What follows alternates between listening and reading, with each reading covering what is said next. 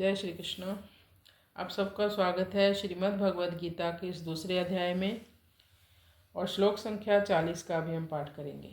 नेहाभिक्रमनाशो अस्ति प्रत्यवायो न विद्यते स्वल्पमप्यस्य धर्मस्य त्रायते महतो भयात्।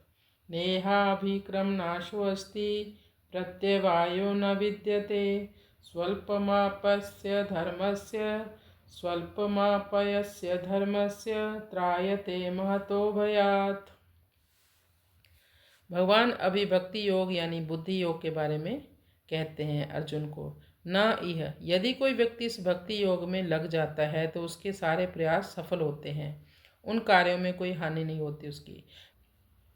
भक्ति योग में इस जन्म में मान लो किसी ने 50% भक्ति की तो अगले जन्म में उसे 51% से फिर से अवसर दिया जाएगा भक्ति करने का।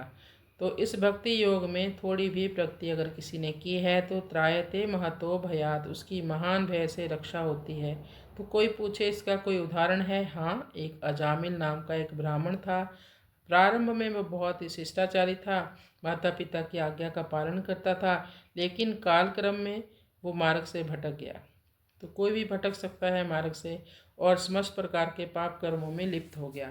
लेकिन चूंकि जीवन की प्रारंभिक अवस्था में उसने भक्ति की थी तो उसके परिणाम स्वरूप जब उसकी मृत्यु का समय आया तो अजामिल के छोटे पुत्र का नाम संतों ने नारायण रख दिया। तो अजामिल जब भी आवाज़ लगाता, नारायण तुम कहाँ हो, नारायण तुम कहाँ हो, तो भगवान ने सोचा कि मुझे ही पुकारा है। तो भगवान ने अपने 4 विष्णु दूतों को भेज दिया।